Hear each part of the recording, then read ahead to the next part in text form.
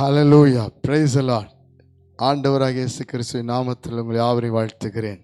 மீண்டுமாக கர்த்தருடைய வார்த்தை ஆசீர்வாத மன்னா மூலமாய் சந்திப்பதிலே மகிழ்ச்சி அடைகிறேன். கர்த்தர் நல்லவர், அவர் கிருபை என்றும் உள்ளது. கடந்த 1ஆம் தேதி முதல் நாம் சபையாய் கூடி 21 நாட்கள் உபவாசத்தின் முடிவு நாள். அல்லேலூயா. கர்த்தர் நம்மை ஆசீர்வதிக்கிற, விடுவிக்கிற, ஜெயம் கொடுக்கிற நாள். கர்த்தர் நம்மை புதிதாக்குற நாள். கர்த்தர் இன்று முதல் புது ஆண்டுக்கு நம்மை ஆயத்தப்படுத்தின அந்த 21 நாளும் கர்த்தருடைய கரம் நம்மோடு இருந்தது. ஹல்லேலூயா. நம்மை ஆசீர்வதித்தது, பலப்படுத்தினது, ஜெபிக்க வைத்தது. இன்று முதல் இதுவரை இல்லாத அளவுக்கு ஒரு விடுதலையின் வாசல், மேன்மையின் வாசலை நாம் பார்க்க போகிறோம். கர்த்தர் நமக்கு போதுமானவராயிருந்து நடத்துவார். ஹல்லேலூயா. இந்த ஆண்டின் கடைசியிலிருந்து ஒரு புதிய ஆரம்பத்தை பார்க்க போகிறோம். புது ஆண்டுக்குள் போகும்போது நாம் வெற்றியோடு போக போகிறோம், விடுதலையோடு போக போகிற காரணம் 21 நாள் ஜெபித்த ஜெபத்துக்கு தேவன் பதில் கொடுக்கிற ஒரு மேன்மைக்குள்ளாக நிச்சயம் அவர் காரியங்களை வாய்க்க பண்ணுகிறவராய் வெளிப்படுகிறார். ஹல்லேலூயா, ஹல்லேலூயா. இந்த காலை வேளையில் நமக்காய் பேசுகிற தீர்க்கமான வாக்குத்தத்தத்தை பாருங்கள். 1 கொரிந்தியரின் புஸ்தகம் 15ஆம் அதிகாரம் 57ஆம் வசனத்தை வாசித்து பாருங்கள்.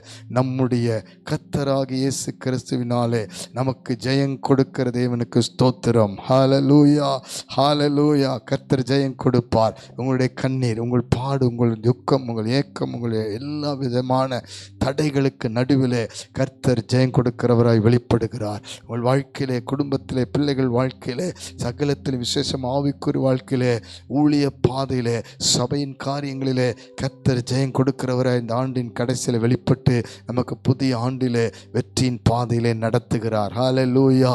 பாருங்கள், இஸ்ரவேல் ஜனங்களை அடிமைப்படுத்தின பார்வோனும் சேனையும் கர்த்தர் மோசேவை கொண்டு செங்கடலிலே ஒரு ஒரு ஒரு சேனையாய் அவன் பின் தொடர்ந்து வந்த பொழுது அவனை அப்படியே அந்த சேனைகளை மூழ்கடித்தார். ஹல்லேலூயா, ஹல்லேலூயா. அவனை அப்படியே மூழ்கடித்த பொழுது கர்த்தர் ஜெயம் எடுத்தார், வெற்றி சிறந்தார் என்று ஜனங்கள் பாடினார்கள். நீங்கள் இன்று முதல் கர்த்தர் வெற்றி சிறந்தார் என்று பாடி ஆராதிக்க போகிறீர்கள். உங்கள் வாழ்க்கையில் ஒரு பெரிய மாற்றத்தை காணப்போகிறீர்கள்.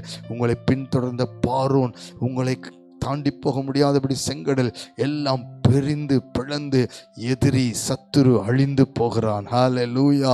அதோடு கூட தானியேலை பாருங்கள். தானியேல் 6ஆம் அதிகாரம் 28ஆம் வேத வசனத்திலே தானியேலின் காரியம் ஜெயமாயிருந்தது என்று வாசிக்கிறோம். தானியேல் தேவனுடையவன், தீட்டுப்படாமல் காத்து கொண்டவன். அது மாத்திரமல்ல, தொடர்ந்து 3 வேளை ஜெபிக்கிறவன். அதோடு கூட கர்த்தருக்கென்று அவன் கர்த்தருடைய ஜனங்களை விடுதலையாக்குகிற ஒரு ஒரு ஒரு பெரிய பாரத்தோடு ஆண்டவர் சமூகத்திலே உபவாசத்தோடு காத்திருக்கிறான். அந்த கடைசி நாளிலே 21ஆவது நாளே தூதுவன் இறங்கி வருகிறான். எனக்கு பிரியமானவர்களே, இந்த நாளிலே கர்த்தர் நம்மை சந்திக்கிறார். அவருடைய தீர்க்க தரிசனங்களிலே சந்திக்கிறார். அவனை தேவதூதன் தொட்டு, பயப்படாதே, நீ மிகவும் பிரியமானவன், நீ வேண்டிக்கொள்ள துவங்கினது பொழுதே உனக்கு பதில் வந்தது. ஹல்லேலூயா. இன்று முதல் உங்கள் ஜெபத்துக்கு பதில் கொடுக்க ஆரம்பித்து விட்டார். நீங்கள் மனம் கலங்காதிருங்கள். நீங்கள் தொடர்ந்து ஜெபிக்க ஆரம்பிங்கள்.